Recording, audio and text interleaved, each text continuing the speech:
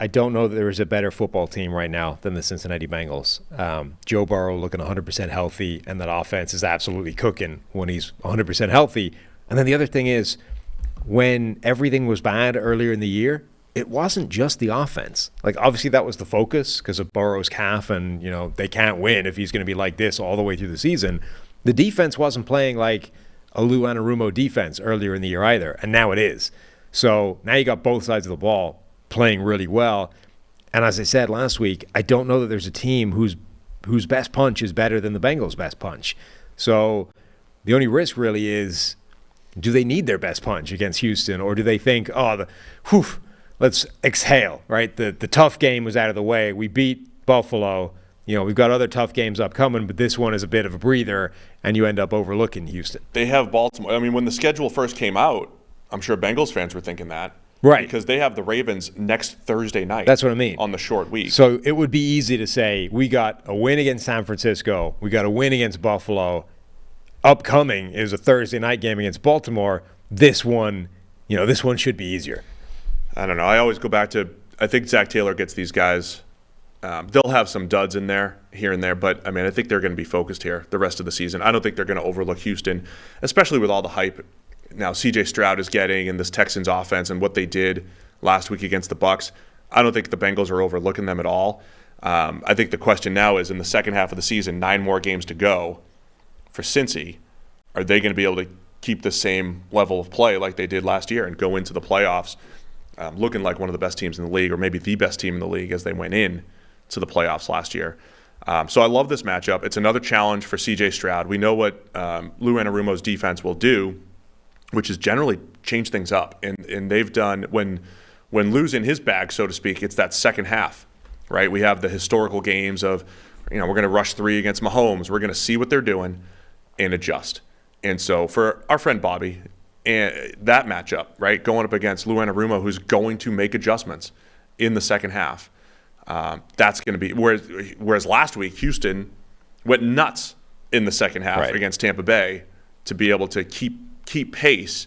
That's going to be a great matchup in this one. Yeah, it's going to be a great test for Bobby, for C.J. Stroud, for that offense generally. Anarumo's defense is going to disguise some things. They're going to change things up in the second half. They're going to come with a specific game plan for this offense, which has been doing so well. Like, it's a different test than it was last week, which they obviously absolutely sailed through. How does this offense do, and how does Stroud do against Lou Anarumo's defense? The other thing, I saw Mina highlight it, that the Texans' run game, their run game has just been really ineffective this year. So if you're trying to make the case for how impressive Stroud's season is, having not only he's grading well, especially for a rookie, the production of the offense is at a high level despite the run game at this point. And a lot of times we know if you do make offenses one-dimensional, not by choice, right? I mean, like, some teams choose to just pass, and that's their thing. I mean, Houston wants to run the ball. They're not doing a great job of it, but they're still producing in the pass game. Probably another feather in the cap of the C.J. Stroud narrative, if you look at it. Yeah. I think for Cincinnati, too, the thing we've highlighted the last few weeks, you said the defense was not good early on, because Mike Hilton was terrible, and DJ Reader wasn't doing the same stuff. All those players are playing at a high level now.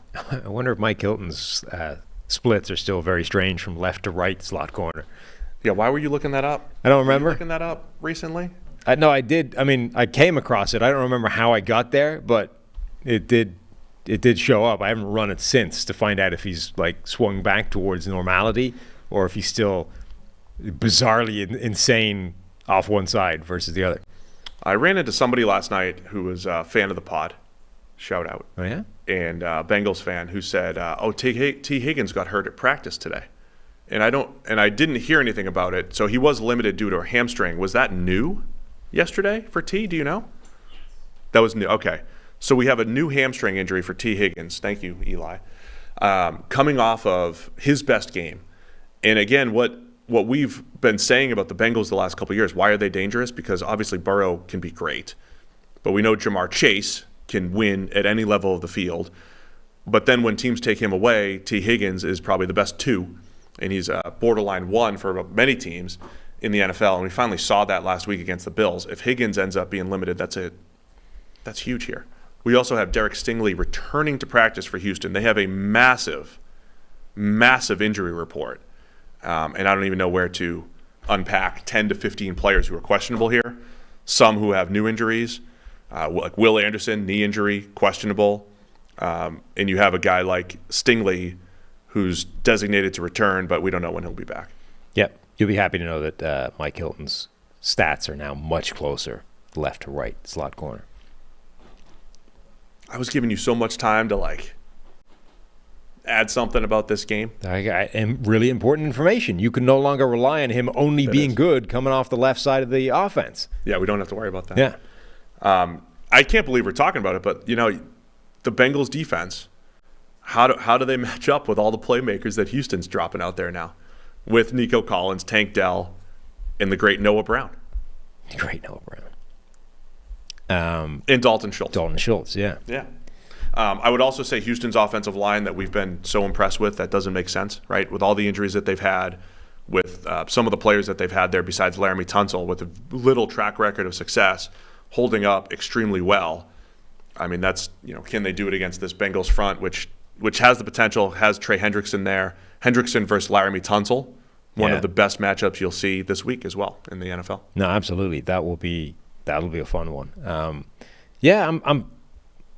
This is a big line, 6.5 points for the Bengals who, I think they're playing as well as anybody in the league right now. But Houston has not been losing games and they've been putting up a ton of points. Going to go with Houston. They have been. I wanted Houston originally. The injury report kind of scares me. They have a lot of guys banged up for the Texans. But Bobby's coming home. Used to live in Cincy with us. He's over here. He was all over on the west side, though. I'm a West Sider now. Not living-wise, but I hang out over there now. Huh. Out west. It's my spot. So I'll take Houston as well for Bob. So I picked against him last week out of spite. Out of spite, yeah. But and I did win because they didn't kick the extra point. So I got it. But I'll pick Houston for the homecoming. I think the Bengals win, though. Burrow, the highest-graded QB in the NFL over the last 3 weeks. And I think we've seen that on the field. If he continues that, Bengals are going to be real tough to beat.